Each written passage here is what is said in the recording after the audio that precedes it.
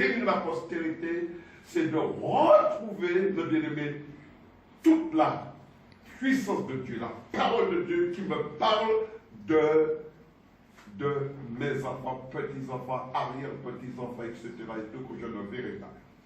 Donc, la famille servant le Seigneur.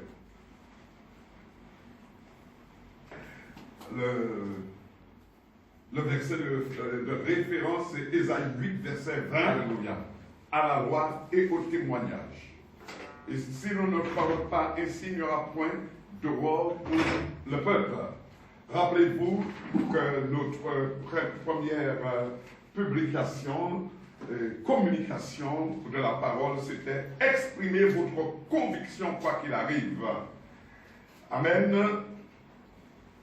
Il y a un moment où, alléluia, où la parole de Dieu est cachée. On galère, on essaie de comprendre, mais rappelez-vous bien, Ésaïe disait dans chapitre 8, verset 16. Chapitre 8, verset 16. Enveloppe cet oracle, scelle cette révélation avec l'aide de mes disciples. Amen. Amen. Mais, chers bien-aimés, du temps du prophète, surtout Ésaïe, la grande majorité du peuple vivait dans l'apostasie, dans la confusion. Mais il y avait un petit reste fidèle de disciples qui suivaient la volonté du Seigneur. C'était ceux qui étaient appelés à préserver la parole de Dieu. Amen. Et jusqu'à ce jour, il y a encore la confusion, l'apostasie, etc. et tout. Mais le prophète annonce encore, alléluia, dans Ésaïe 8, verset 23. Ésaïe 8, verset 23. Mais les ténèbres ne régneront pas toujours sur la terre où il y a maintenant des angoisses. Si les temps passés ont couvert d'opprobre le pays de Zabulon et le pays de Nephtali, les temps à venir ouvriront de gloire la contrée voisine de la mer, au-delà du Jourdain, le territoire des gentils. Amen. Mes bien-aimés, c'est là que c'est intéressant que l'Esprit de Dieu a franchi le pays de Zabulon, le pays de Nephtali, et maintenant la gloire de Dieu se trouve sur la contrée, dans les îles, contrée de la mer, au-delà du Jourdain, le territoire des gentils. Aujourd'hui, mes bien-aimés, dans le monde entier, alléluia, tout le monde a entendu parler de Dieu. Et si vous voulez vraiment entrer dans la révélation, il faut lire la parole et vous approprier de la parole. Parce que Osée le prophète nous dit une chose, qu'il y a une famine qui arrive, une famine de nourriture et de soif. Non pas des choses naturelles, mais la soif de connaître Dieu. Aujourd'hui, alléluia, les circonstances font que les gens sont à la recherche de connaissances. Que va-t-il se passer? Qu'est-ce qui va se passer? Quels sont ces signes? Quand nous disent tel signe, tel signe, tel signe, ils sont à la recherche. Amen. Et c'est pourquoi Dieu nous donne aujourd'hui la famille, nos enfants, à la loi et au témoignage. Nous ne pourrons, mes bien-aimés, sauver nos enfants que dans la mesure où nous sommes, je dirais, nous travaillons avec le Seigneur. Nous sommes fidèles à Dieu. Nous sommes persévérants. Ce que nous sommes en train de faire, c'est pourquoi nous avons maintenant la parole du moment, la parole qu'il nous faut pour le moment. Et la parole qu'il nous faut pour le moment, sachez que je vous donne la victoire. Vous êtes victorieux. Alléluia. Ne regardez pas aux problèmes de vos enfants, etc. Mais plutôt, vous avez la victoire. Parce que vous êtes dans la parole. Et votre vie est un témoignage. Et la parole de Dieu nous dit, par Ésaïe, si tu ne parles pas ainsi, si tu ne dis pas la vérité, amen, il n'y aura point d'aurore pour le peuple, c'est-à-dire point de réveil, point de, je dirais, de régénération, point de guérison, point de réception de gloire, parce que la gloire de Dieu est en train de descendre, mais parce que vous avez fait le travail à la loi et au témoignage, l'aurore. Oh! La lumière, le Rédempteur est en train d'arriver. Malachie 4, verset 2 encore. Le Seigneur nous donne des consignes pour faire arriver les choses qui ont été annoncées. Malachie 4, verset 2. Mais pour vous qui craignez le nom, se lèvera le soleil de la justice et la guérison sera sous ses ailes. Vous sortirez et vous sauterez comme des veaux d'une étable. Amen. Amen. Vous savez, lorsque vous passez en justice, il faut avoir au moins 2 témoins. Un seul témoin ne suffit pas. Et le commentaire, mes bien-aimés, c'est que il n'y aura point d'aurore pour le peuple, point de réveil, point de restauration pour le peuple, si nous ne disons pas la vérité. Amen. Ésaïe 60, verset 19. Ésaïe 60. Nous sommes avec le prophète Ésaïe. Verset 19. Ce ne sera plus le soleil qui te servira de lumière pendant le jour, ni la lune qui t'éclairera de sa lueur, mais l'Éternel sera ta lumière à toujours. Ton Dieu sera ta gloire. Amen. Le Seigneur monte un autre niveau. Jésus nous a dit, je suis la lumière du monde. Celui qui me suit ne s'égarera jamais. Je suis la lumière. Et le Seigneur nous renvoie la balle. Vous êtes aussi la lumière du monde. Vous êtes appelés pour pouvoir éclairer le monde, quel que soit le lieu où vous êtes. Et le Seigneur va plus loin, parce que le témoignage, alléluia, j'ai lu quelque chose hier soir, un homme de Dieu, homme, femme, etc., et tout, un enfant aussi, eh bien, à partir du moment où l'Esprit de Dieu habite en lui, où il a le désir, son cœur est pour le Seigneur, eh bien, c'est une bénédiction pour son entourage. C'est une bénédiction. Sans même le savoir, vous êtes en train de guérir les gens. Vous êtes en train d'apporter des solutions aux gens. Les gens n'ont pas besoin de venir même vous parler. Hein.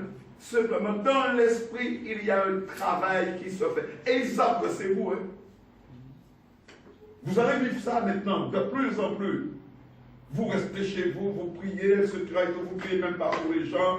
Vous êtes simplement en communication avec Dieu. Et l'esprit travaille. Oh! Chers bien-aimés, nous devons exercer une influence spirituelle dans notre maison et dans notre environnement. Nos enfants sont appelés, mes bien-aimés, à être aussi des témoins, des gens que Dieu, des êtres que Dieu va utiliser. Regardons un petit peu rapidement l'histoire de Naaman. À son époque, 2 Rois 5, verset 1-3. L'enfant savait, mes bien-aimés, ce que Dieu était capable de faire. L'enfant, etc. et tout. Donc, verset 4, le résultat de ce témoignage, et surtout, c'est le verset 4, Verset 4, excusez-moi. Naaman alla dire à son maître, la jeune fille du pays d'Israël a parlé de telle et de telle manière. Et nous voyons tout de suite après, c'est pas la peine d'allonger, mais nous voyons que Naaman, bien, il a été faire ce que la petite fille avait dit, par son difficulté quand même, et il a été guéri. Bon, dans cette génération, les enfants doivent connaître la parole de Dieu concernant le combat spirituel. Parce que dans notre génération, il y a un combat spirituel. Même les enfants sont déjà, et je vais vous expliquer pourquoi.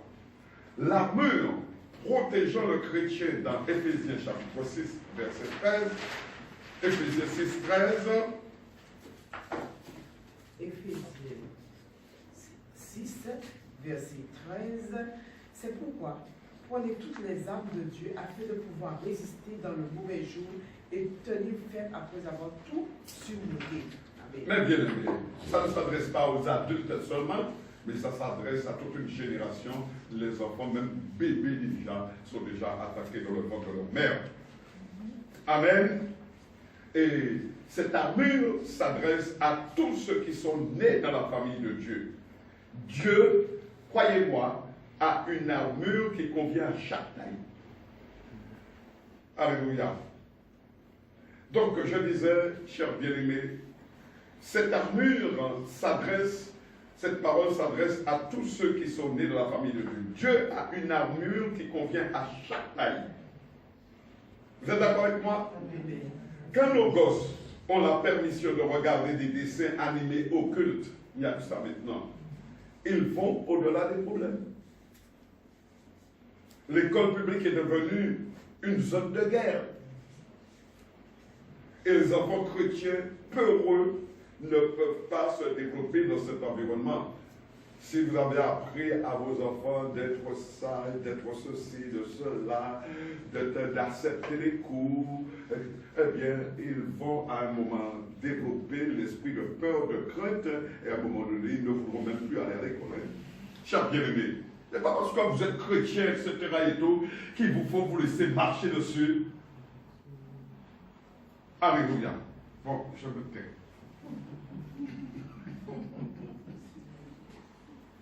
L'école publique, et des fois même l'église, est devenue une zone de guerre.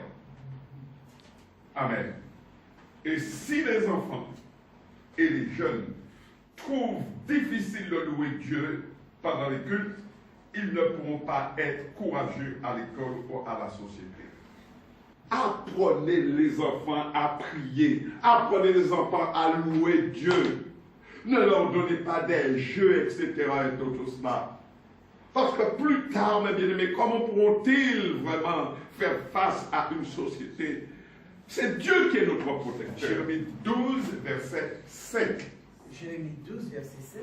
Si tu cours avec des piétons et qu'ils te fatiguent, comment pourras-tu lutter avec des chevaux? Et si tu ne te crois ensuite que dans une contrée paisible, que feras-tu sur les rives orgueilleuses du Jourdain? Amen. Amen. Je n'ai pas, mes bien-aimés, le temps, je dirais, de commenter ou d'expliquer tout cela, parce que c'est caillou. Mais méditez sur ce verset-là. Méditez sur ce verset-là. À moins que nous ne rendions nos enfants puissants pour Dieu, quand ils sont jeunes, il n'arrivera pas quand ils seront plus grands. Ils se perdront dans le monde. Amen. En tout cas, pour terminer, je dirais, alléluia, je suivrai l'exemple d'Ésaïe qui disait, alléluia, qui disait que nos enfants doivent servir Dieu. Jésus est 24, verset 15. Et si vous ne trouvez pas bon de servir l'Éternel, choisissez aujourd'hui qui vous voulez servir. Ou les dieux que servaient vos pères au-delà du fleuve, ou les dieux des Amoréens dans le pays desquels vous habitez. Moi et ma maison, nous servirons l'Éternel. Amen. Même si vos enfants ne veulent pas suivre l'Éternel, mes bien-aimés, mais présentez-les devant le Seigneur et priez pour eux et faites tout pour eux. Vous serez surpris parce qu'à un moment donné, ils vont même vous chercher. Et je terminerai en disant ceci. Nous sommes appelés à devenir des signes et des présages au milieu d'un peuple que Dieu veut sauver. Nous sommes appelés à devenir des signes et des présages au milieu d'un peuple que Dieu veut sauver. Amen. Alléluia. Terminons avec Ésaïe 8, verset 18. C'était ce que j'ai cherché. Isaïe 8, verset 18. Voici, moi et les enfants que l'Éternel m'a donnés, nous sommes des signes et des présages en Israël, de la part de l'Éternel des armées qui habite sur la montagne de Sion. Amen. Amen. Gloire soit rendue à Dieu. Et c'est de Sion comme viendra le Rédempteur. Quand Dieu vous garde et que Dieu vous bénisse.